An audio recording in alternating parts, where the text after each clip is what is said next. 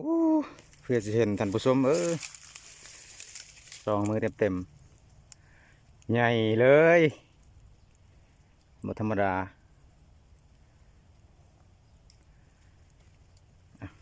เขาอยู่ไกลจากเพิ่งประมาณ2 เมตรเนาะเดี๋ยวขออนุญาตเฮ็ดกระบองก่อน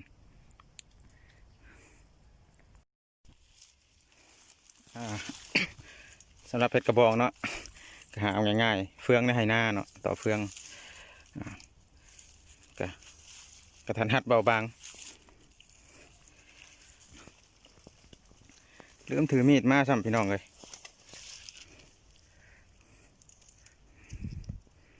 เสียได้หนอมีดบ่มีเอ้ายามันขอตั้งกล้องก่อนเด้อพี่น้องเด้ออ่อนหรือแก่ก็คอก่อนละจะได้คอก่อนเนาะโอ้ต้นไม้บังท่านผู้ชม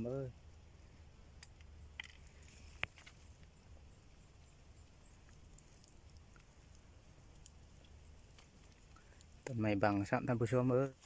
เดี๋ยวขอเวลาตั้งกล้องก่อนโอ้โทรศัพท์ตกนี่ครับลุกอีกแล้ว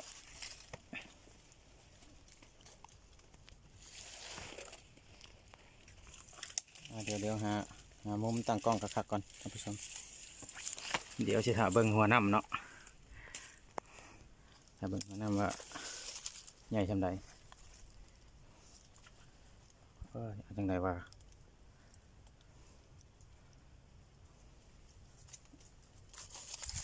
มันบ่มีคนตั้งกล้องให้นี่นะท่านผู้ชมว่าเพิ่งย้ำหนาวเนาะจะบ่เห็นทางอยู่สูงอุปสรรคในการตั้งกล้องบัดนี้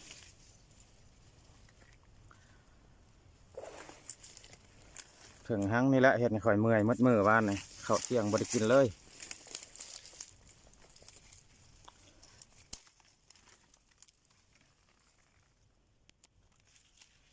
บ่ได้กินข้าวเที่ยงเลยเมื่อวานนี่ท่านผู้ชมมาขออนุญาตตั้งกล้องก่อนได้ละ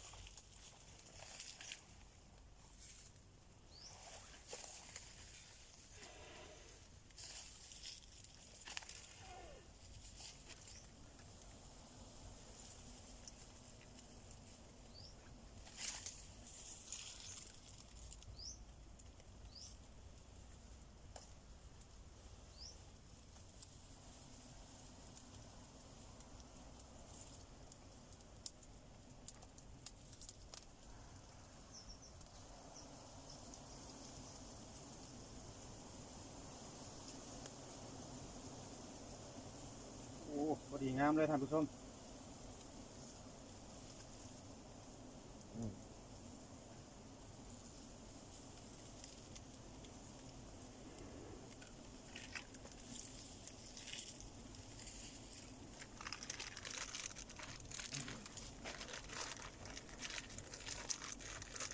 เดี๋ยวเข้าไปใกล้ๆก่อน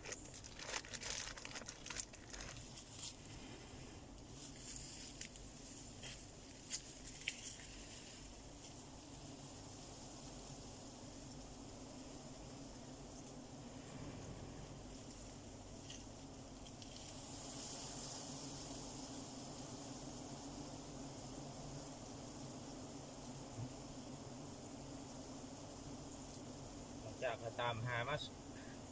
มือหนึ่งกับครึ่งเนาะท่านผู้ชมแต่มาพ่อโอ้ย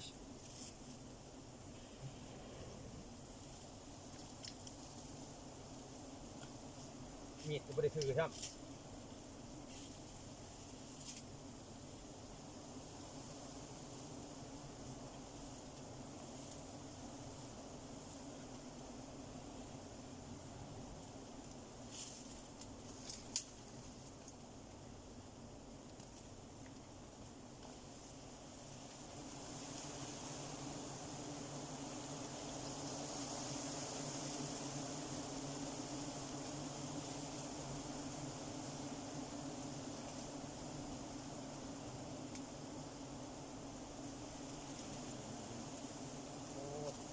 ห่างแล้ว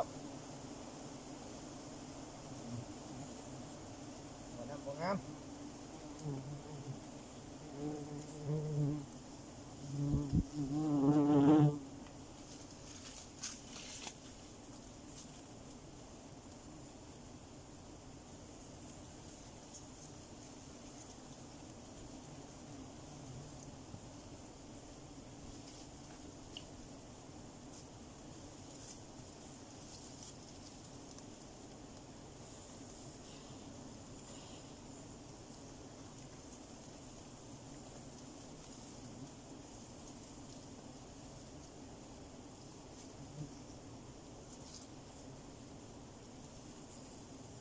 โอ้ยมันถึงจนห่างแล้ว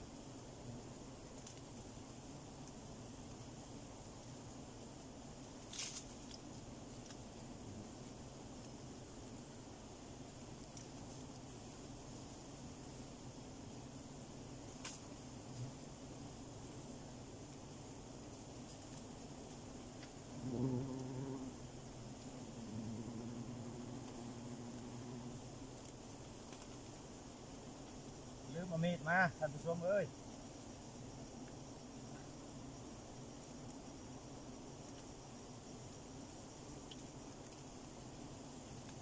น้ำบุหรี่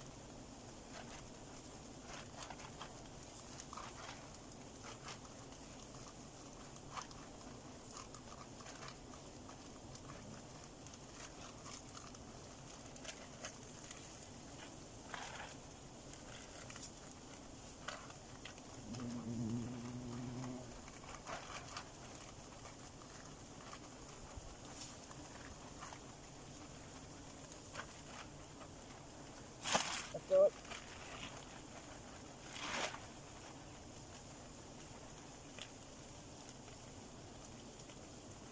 โจ๊ด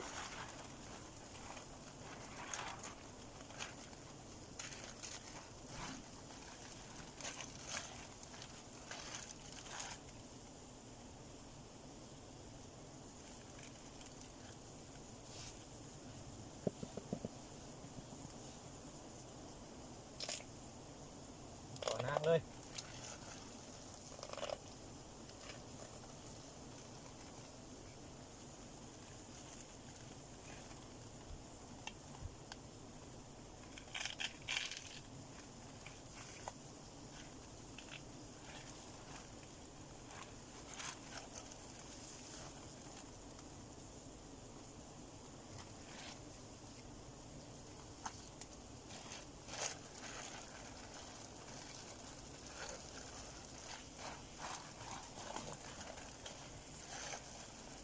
นำน้อยเดียวท่านผู้ชม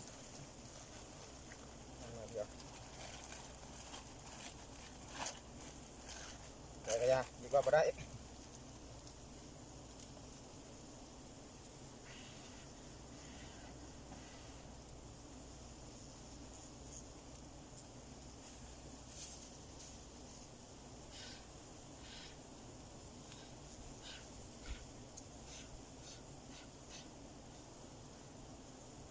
เจสอนเนาะ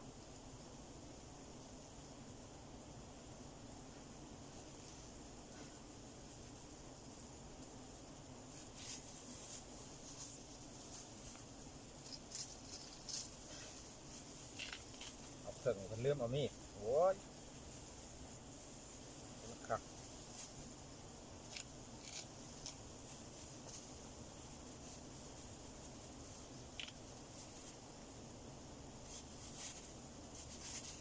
เนี่ยมีวันใช่แล้วบัด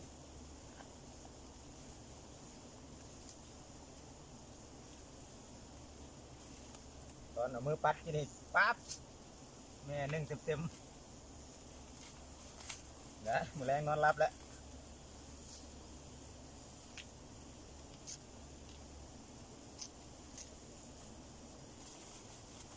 นั่นว่าการเอาเพิ่งบ่ให้ปากเนาะปากปากกันที่บ้านเอาโอ้เสียดายส่งเกาะมาถึงละ13เกือบห้าง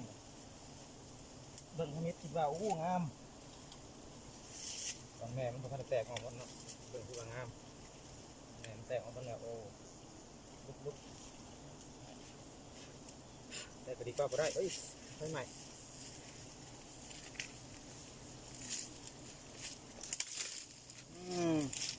เสียดายตามเกือบ2 มื้อ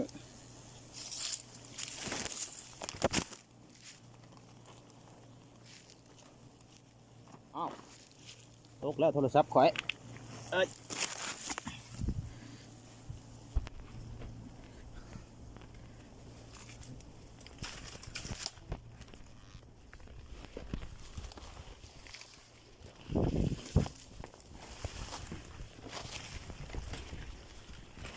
เกือบห้างท่านผู้ชมเกือบห้างท่านผู้ชมพี่น้องเอ้ยนี่อุปกรณ์เดี๋ยวขอวางเศษดินก่อนอ้าวน้ำเพิงงามนี่อ่ะสังเกตนะได้เท่านี้เลยได้เท่านี้ประมาณแก้วหนึ่งตามมา2 วันเกือบ2 วันเต็มเลยมันนี่ก็10 โมง 11 โมงแล้วมันนี่เอาดีกว่าบ่ได้เนาะเอาขอบใจที่ติดตามชมคลิปจนจบเด้อท่านผู้ชมเด้อ